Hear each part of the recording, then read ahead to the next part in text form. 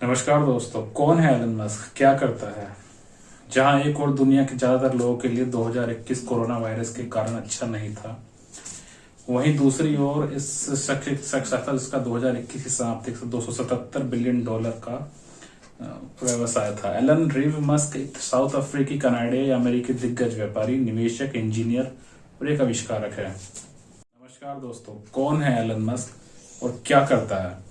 नमस्कार दोस्तों, जहां एक और दुनिया के ज्यादातर लोगों के लिए 2021 कोरोना वायरस के कारण अच्छा नहीं था, वहीं दूसरी ओर एक शख्स ऐसा था जिसने 2021 की समाप्ति तक $277 बिलियन पैसे कमाए।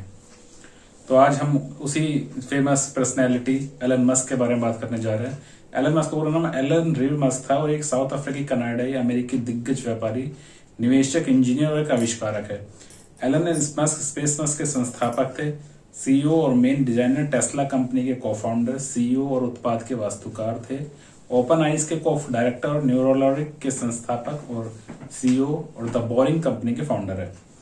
इसके अलावा द सोलर सिटी के को-फाउंडर और पूर्व अध्यक्ष, जिप2 के को-फाउंडर और एक्सकॉम के संस्थापक है, जो कि बाद में कन्फर्मिटी के साथ विलय हो गया और जिसे के साथ उसका नया नाम पेपल मिला, जिसे आजकल हम लोग पेपल पेमेंट गेटवे के नाम से जानते हैं। दिसंबर 2016 में एलन मस्क को फोर्ब्स पत्रिका में दुनिया के सबसे शक्तिशाली लोगों की सूची में 21वां स्थान प्राप्त हुआ है।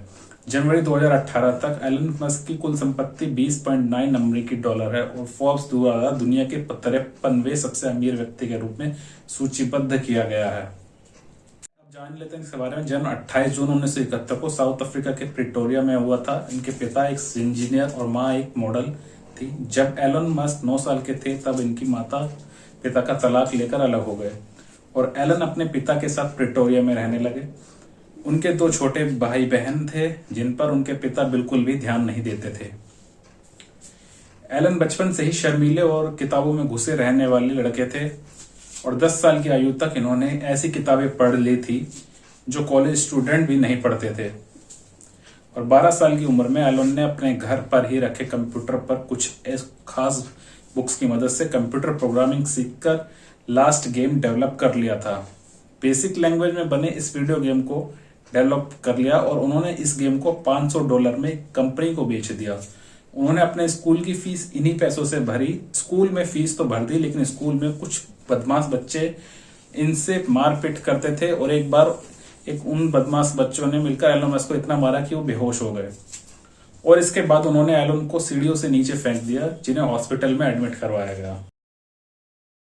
वो इंटरनेट, नवीनीकरण, ऊर्जा और अवकाश के क्षेत्र में बिजनेस करना चाहते थे। वो 2002 में अमेरिका के नागरिक बन गए।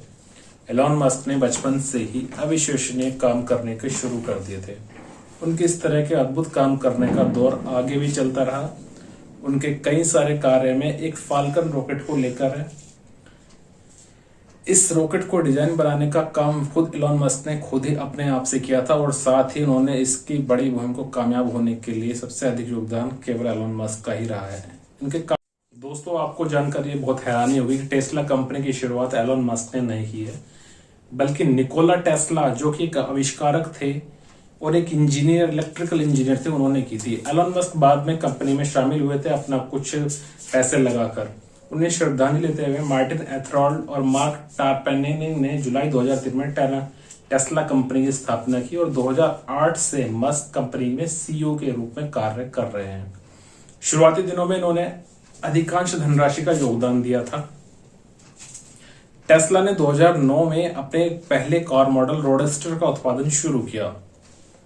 रोडस्टर एक लग्जरी स्पोर्ट्स कार थी।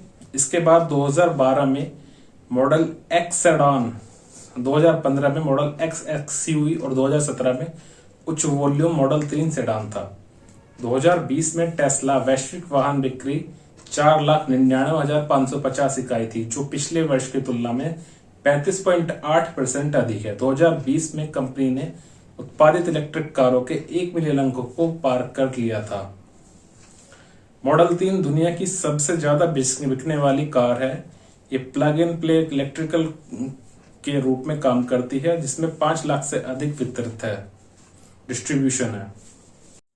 दोस्तों, किसी भी कंपनी के शेयर्स उस कंपनी के वैल्यूएशन में बहुत ज़्यादा भूमिका निभाते हैं। अगर किसी कंपनी के शेयर्स आसमान छू रहे हैं तो उसके लिए उसका बाजार पूंजीकरण सबसे ज़्यादा होगा। यहाँ पर बात की जाए टेस्ला कंपनी की, टेस्ला मोटर्स की, तो इनका शेयर प्राइस आज के टाइम में किसी भी तुलनात्मक कंपनी के तुलना में काफ़ी ज़्यादा है और इस वजह से इसका वैल्यूएशन आज की बहुत ज़्यादा है, जो कि बिलियन ट्रिलियन में जाता है और जाने वाला है आगे के समय में। तो दोस्तों ये था आज का टेस्ला के बारे में थोड़ी सा जानकारी। उम्मीद करता हूँ आप लोगों को पसंद आया होगा। अगर आप इसी तरह की वीडियोस और चाहते हैं तो लाइक कीजिए, सब्सक्राइब कीजिए और शेयर कीजिए। अब मिलते हैं अगले वीडियो में।